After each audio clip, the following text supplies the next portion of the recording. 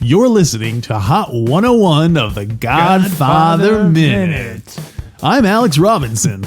And I'm Andy Robinson. And together we're the Godfather Minute Brothers. You know, Alex, I've been thinking a lot. This is episode 101. How you feeling? I'm feeling awesome. And you? Excellent. Well, I'm ready to rock out this morning with another episode of the Godfather Minute. Let's do it, bro. It's probably a terrible idea to have two guys that sound pretty close. We were trying to do that same DJ kind of voice. DJ Zoo in the morning, a morning show kind of thing. You want different voices. Oh, for so that. should I do a different one? Well, I don't know. You started and I just came up with the same voice, which is dumb.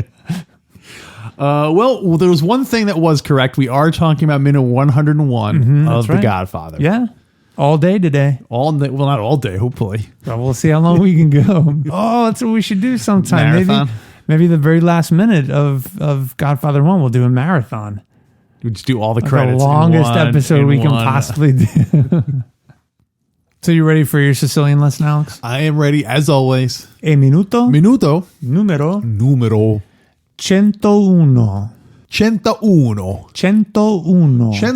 101. You got it. That's an easy. So 100, 100, 1. Yeah, now we're back to 1 again. These should be easy. Is it just? Yeah, exactly. Okay. Exactly. It's 100, and then you do all the numbers you've learned already. Okay, great, cool. I don't even think you need to teach me anymore. Yeah. I think I can. No. I think I could take it. It would be this easy if our father was still alive. For father. I can't do a good Connie at all. Like a talking Connie, you know. You could do a shouting Connie, a crying, sobbing Connie, but just one. Alex, will you please? Will you please continue with the podcast? I will. We're talking about minute 101. We're in Sicily, and Mike and his bodyguards are walking their way across the country. They just arrived at what I guess is Corleone, the city of Corleone. Yeah. And while they're there, they stop at a small cafe where they ask a restaurateur about the local talent, if you know what I mean. Ah, yeah. They talk about the Thunderbolt. The Thunderbolt from above. Yeah. Tell us more about the Thunderbolt. Well, one of the Sicilians uses that metaphor to describe. To me, he doesn't seem like he really got that hit by a thunderbolt. No, not in the movie. He's very, with reserve. Yeah. So if that's their version, I would have thought the Sicilian version of getting hit by a thunderbolt would be much more over the top. Yeah, it'd be like in Godfather 2, that actor like Mamma yeah, mia. totally. That's what Pacino should have done. Yeah, Mamma mia. yeah. Although you said it's 7 months now since his job probably would be pretty in much better shape. Yeah. Than it was. We never get to really see it at its worst, which must have been like when he first arrived. It must have been like black and blue. Yeah. But he's been healing well. I mean, not according to Puzo. Puzo says he's in a lot of pain and he's disfigured for life. Yeah, but the movie, Mikey's in better shape. That's right, because McCluskey, we said, was originally going to throw acid all over Mikey. That'll teach you young punks. Quit hanging around here. I threw acid on all you young punks. I've thrown acid at 100. I threw acid on all you guys. Sorry, kid. His job must be making me old. The chemistry's just not the same as it used to be. But Captain, he's he's so nerdy. Captain, he's got basic chemical properties all over him. Damn it, Phil! I said get the acid. Wow, that was deep cut one. Captain, how much is the Turk paying you to raise my pH? You're gonna have to go before the science teacher and show your work.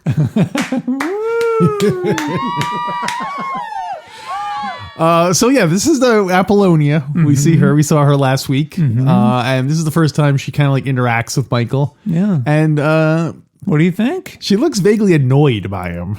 Like neither of them seem like they're instantly falling in love with each other. Am I misread? Do I just not understand women, or what are you thinking of? Well, yes, you don't understand women, and yeah, I mean it's not a thunderbolt. They just stare at each other. Right. I don't know.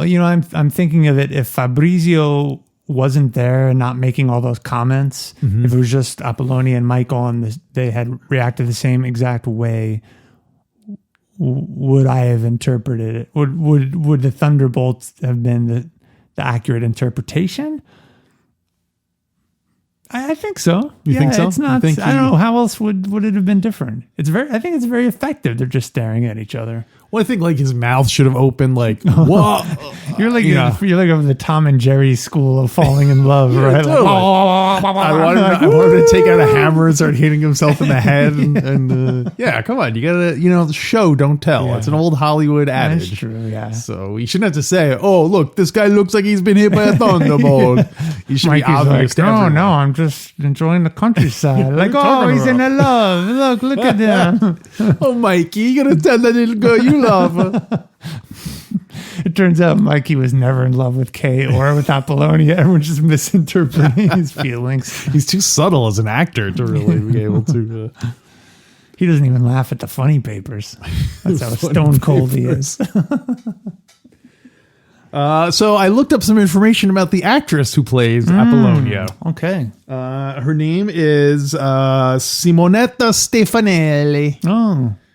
Simonetta. Is she an Italian actress? She is an Italian actress, born in Rome on November 30th, 1954. Okay. Which means she is now 65 years old. You think she's 64 years old? Well, if she were still alive, she died in that car accident. No. That was no. That was no accident. So she didn't do any other American movies. This is the only American movie she did. And was she in a lot of Italian stuff? she was in it looked like maybe there was like maybe 15 or 20 Italian credits. Okay. She explored the idea of coming to Hollywood, but she said they wanted nothing more than to expose my body. I refuse so much work.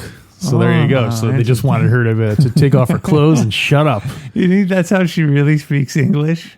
Probably. Or do you think that's your vision of her English skills based on Apollonia's character? I speak English Monday, Wednesday, Friday. Take me to America. We'll have to look into this in the coming. The fact that she didn't do, I don't know. Yeah. I guess to me, I thought she was just like an Italian actress who probably didn't speak English, and then they said, "Okay, just say these words and do it phonetically or whatever." But maybe I miss. We'll have to look into this in the coming. Well, good for her. In the coming weeks, good for her for not succumbing to. She's a good Italian girl. The Harvey Weinsteins of the 70s. Exactly. Good for her. So, but unfortunately, she has not made a movie since the last movie was 1992. Oh, okay. Movie called Close Friends, directed by her then husband. Oh, so I don't know what her. So her husband was the director of that movie. So apparently she at some point she broke down and started sleeping right at the top herself to get jobs. It sounds like. I don't know the order of events, the order of operations, whether she got married and then we'll have to look into. Well, she does a great job in Godfather 1 for certain. I think she's perfect for the role. Yeah, right? I mean, she doesn't really talk much, but that's why she's perfect. Yeah, she's perfect for it. Yeah, but what a contrast to Kay. Oh, definitely. And she truly is the Sicilian countryside, small town woman. She's really into this whole Sicilian thing. Yeah. Yeah. Can you imagine her delivering those lines that Kay said? Oh, broken English. Oh, Michael, you're naive. It was abortion. Like the marriage is abortion. Like this whole thing, it must end. We ended on Monday, Tuesday. Oh, Mikey. There's your husband. Johnny. She never says anything with a lot of emotion. It's always that kind of narrow bandwidth of emotion. You expected her to be have more of a range? Yeah, I guess. Monday, Tuesday, Wednesday, Thursday. It's funny now that we're doing these. Now that we're actually at the scene where we're talking about her dialogue. This is the first time we've said that her saying the days of the week and have not followed it up with the bombs. It's true. Yeah. We can't. Sort of broke our formula. Our there. streak. Yeah. Oh, we got anything else for minute 101? Yeah, I've got some 101. 101. I got some things from That the means book. 101 episodes. It'd be true if your father was still. If your father was here to smuggle. Oh, last episode we talked about the Godfather highlights. I think that would be. I don't think that's one we referenced in the top 10. Or your father? Well, I completely forgot about that for your father, but also in the trucks provided by your father. Your father.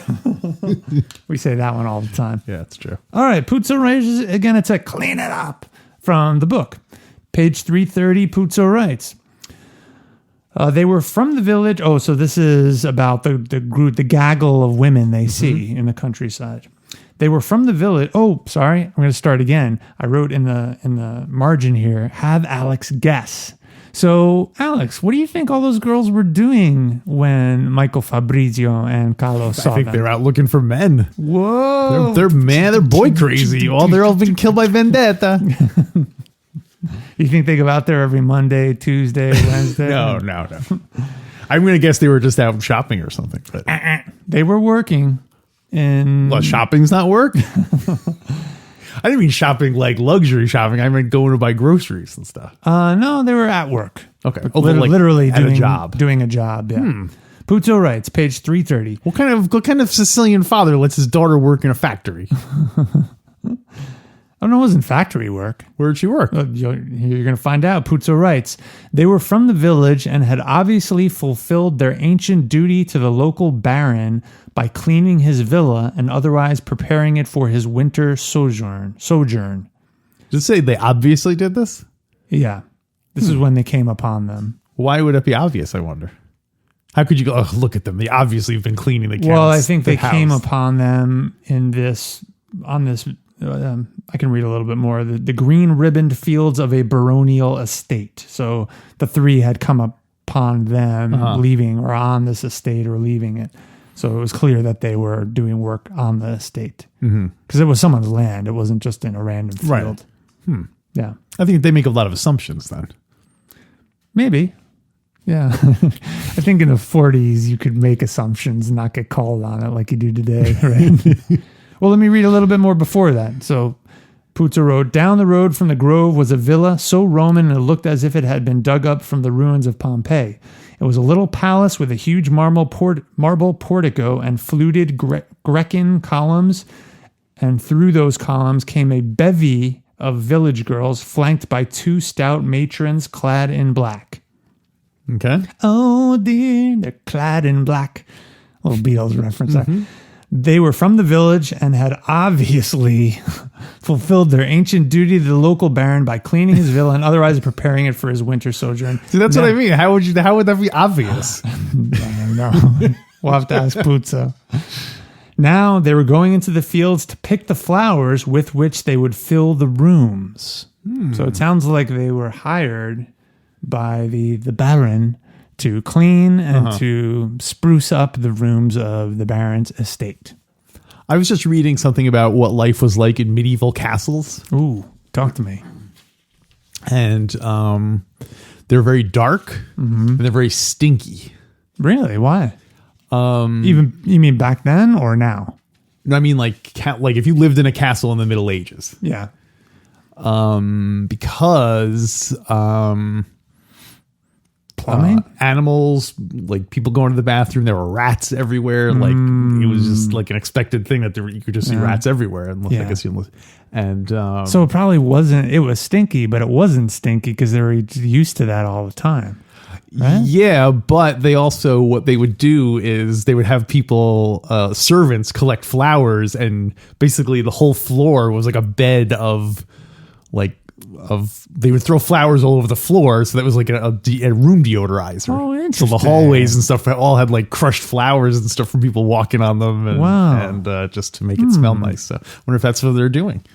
They're looking interesting. for flowers to collect for this guy's old castles. Yeah. So Wow. Interesting. Very But, interesting. Yeah, you do not want to live during the Middle Ages. At all, right? No. Even if you were a wealthy landowner. I think even a lower income person today probably has a higher quality of life than you think about going to the dentist or Oh gosh, yeah. pain medications or antibiotics, all this stuff. So was life better before the Middle Ages? The impression I'm getting is that it was really a dip in civilization. Yeah. So it was better in some ways before the Middle Ages? In some ways, yeah. Maybe. Yeah. I think if you were a rich Roman during the Roman Empire, your life was probably much better than a rich person during the Middle Ages. Yeah. So but anyway. Well, getting off the track here. Yeah. So they're obviously collecting flowers for Obviously. the Baron's house there. do you need me to read it again to prove it to you, Alex? Well, if it said it obvious, it must be obvious then. Stay in your lane, all right? I'm reading a book here. Okay, here's another little bit. Page 332. Again, this is a clean it up kind of potpourri. Yeah, it's just an assortment of Sicilian vignettes. Yeah, but it's following along the events of the minute. Sure. Here we go. Page 332, Puzo writes. Both men laughed. Carlo, his honest face filled with the utmost seriousness, said, "You can't hide the thunderbolt. When it hits you, everybody can see it. Christ, man, don't be ashamed of it. Some men pray for the thunderbolt. You're a lucky fellow." Michael was not too pleased about his emotions being so easily read. But this was the first time in his life such a thing had happened to him. It was nothing like his adolescent crushes. It was nothing like the love he'd had for Kay, a love based as much on her sweetness, her intelligence, and the polarity of the fair and dark.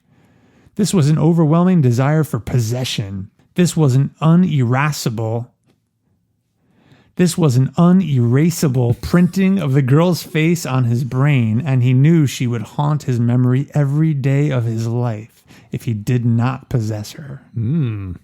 His life had become simplified, focused on one point. Everything else was unworthy of even a moment's attention. There's the thunderbolt for you, That's Alex. a thunderbolt. It sounds like a thunderbolt to me. Yeah, isn't that interesting? So More so than Kay. He had never felt this for Kay. does the book describe when he went I and saw her?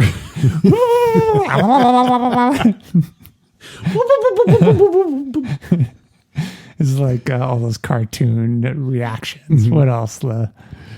His eyeballs pop out eyes of his coming head. out, the tongue dropping to the floor, Yeah, all exactly. like 6 feet long. Wouldn't it be funny if it turned out that she was like his cousin or something? Oh, man. They say if people don't know they're related, they're more likely to be attracted to each other. Oh, boy. So Just because of the... because of whatever Closeness. reason. Yeah, so you should be careful. But it's odd, though. You'd think in terms of evolution, there would be something built in that would repel us, even if we were not aware that we were related. What's up with that? I think it's because it probably had to do more with like a tribal level than as a way of like you obviously couldn't be too repelled against people who you lived with because then there wouldn't be anyone in your tribe to. So I feel like it's sort of like you recognize someone from your tribe, like, oh, this is a safe person, but Let me have sex with them. Yeah, but you're not so close. You don't think you're so close that you. It's that sweet spot.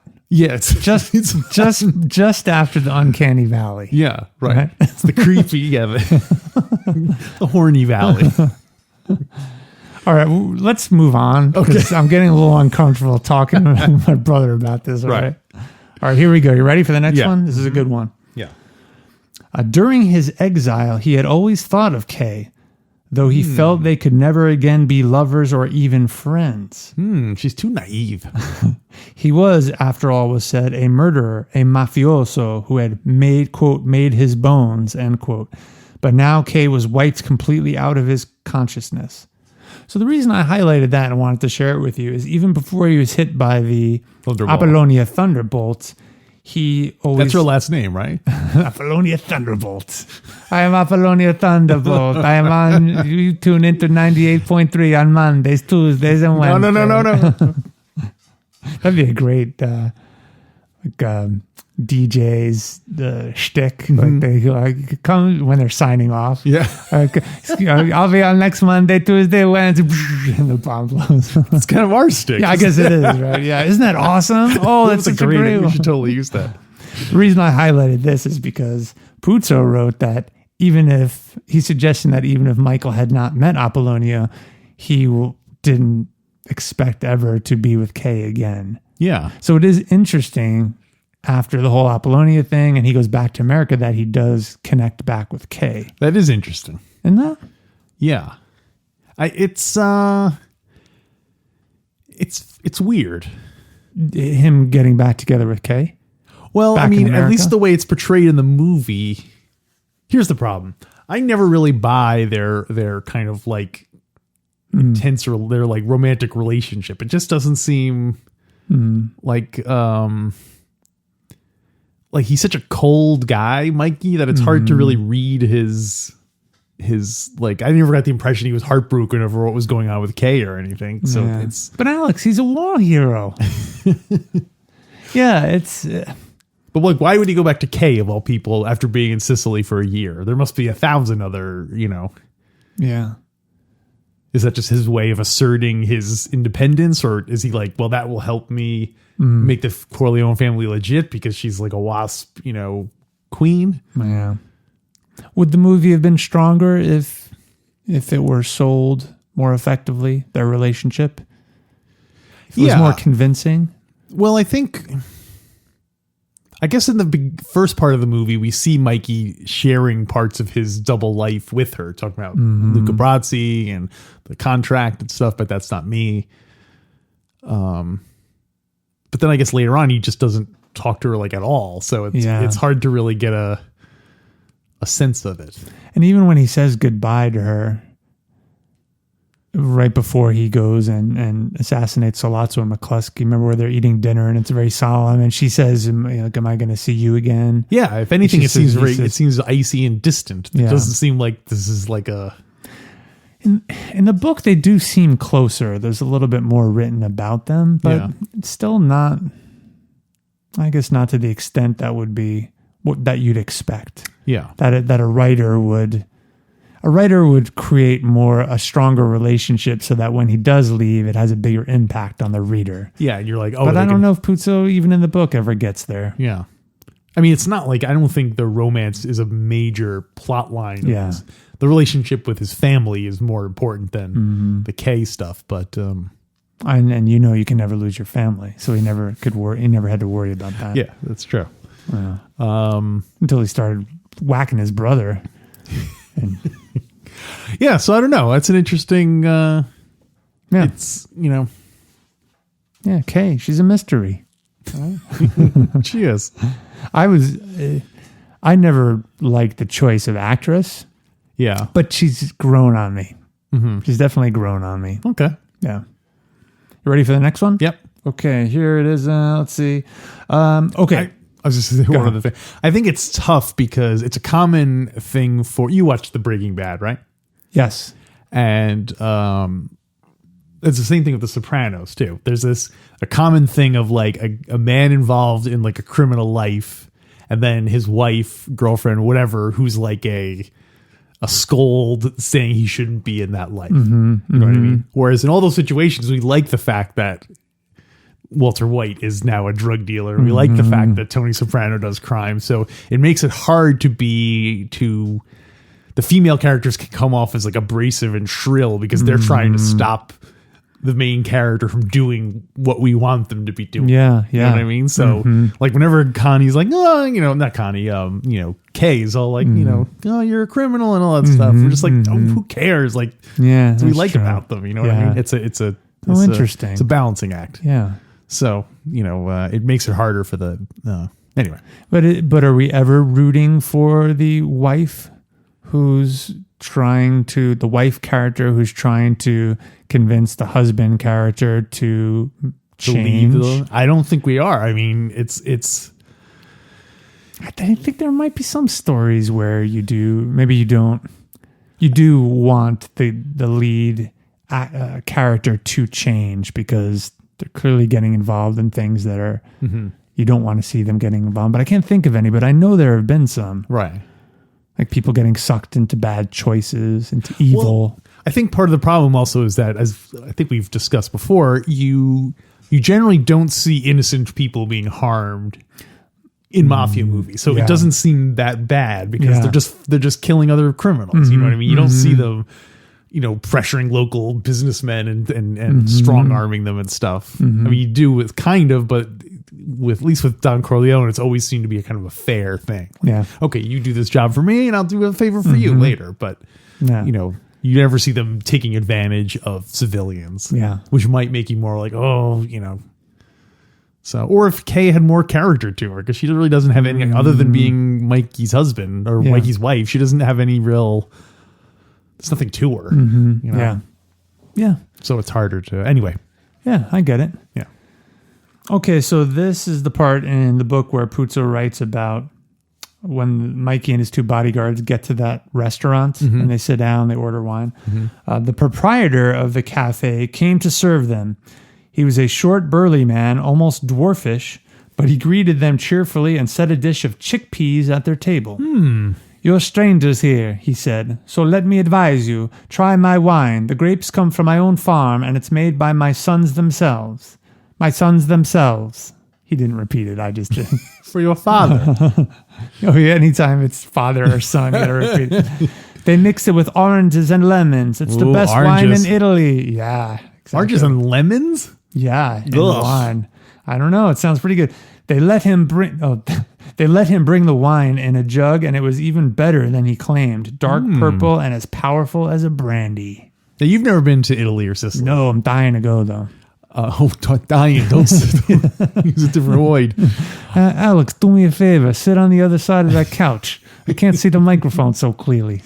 My impression of it is that it's a very beautiful country.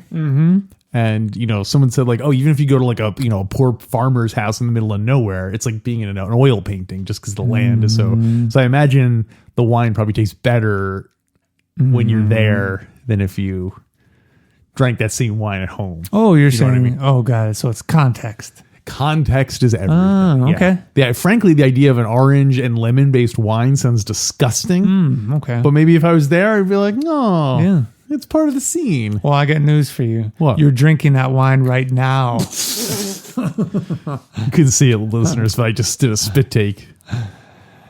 I chose that little passage to read because it has nothing to do with the story, but it just sounded so pleasant. It does. The description of the wine. Yeah. But I didn't know you recoil from the choice of citrus used in the wine, orange and lemon. I never really thought much about it. I guess it's too tangy. Yeah, I don't think of wine as being that like. Well, first of all, I generally do not like lemon. Whenever I taste lemon, it always tastes like I'm shooting pledge in my mouth. Okay, so that's why I don't like lemon. Yeah. But even orange wine seems like a strange thing. Yeah, I guess we generally don't have that much citrus in our. Yeah, we don't. Occasionally, you get like a grapefruity taste. Yeah, grapefruit is my least favorite of the. Well, look at you. You sound like the Luca Brasi of the wine world now. Like, oh, not bad. No grapefruit. How do you like your lemon and orange wine, Alex? How do I like it? You're gonna pre-war lemon. Pre-war lemon. All right, got another one. Page 333. This is the last one I have from the book. Okay. Puzo writes. Okay, this is the shot, the cafe owner talking to Michael. Because they just told him he had been hit by the thunderbolt. So the owner says, "You had better bring a few bottles home with you, my friend," he said. "You'll need help in getting to sleep tonight." Why? Because he was hit by the thunderbolt. I thought this was the father saying this. This is the father talking to Michael. So the father knows that Michael has been struck by the thunderbolt that was... Yeah, but he doesn't know... He doesn't know it's his daughter. Yeah, because they're all talking about the thunderbolt. Right. They tell the owner that, our friend here was just hit by the thunderbolt. So he's familiar with the which I think is great because it makes it even more of a zinger when they reveal who the woman is. Because even the father's giving her advice. Like, oh, awesome. Congratulations. So you have anything else for this minute? No, that's all I got. Yeah, me too. You want to rate it? Let's do it. I am locked in. So they see Apollonia. They talk about the Thunderbolt. They go to the cafe. They order wine. Oh, doesn't it look like such an awesome little scene? Sitting in a restaurant, drinking wine, talking about the Thunderbolt you just got hit by. Yeah. Okay, I got mine. You ready? Mm-hmm. 1, 2. Yeah. That's Sicily for you. Same page. Classic. Mind meld. Yeah. So what are we going to talk about the bonus content this week? Well, we did all those tongue twisters last week. I can't do them again this week. Can you remember tongue any is of them? Still bruised. Well, should I say them now or because that was bonus content? That's true. It was we'll try to say the one that the teaser we gave last week. Poor Paulie's.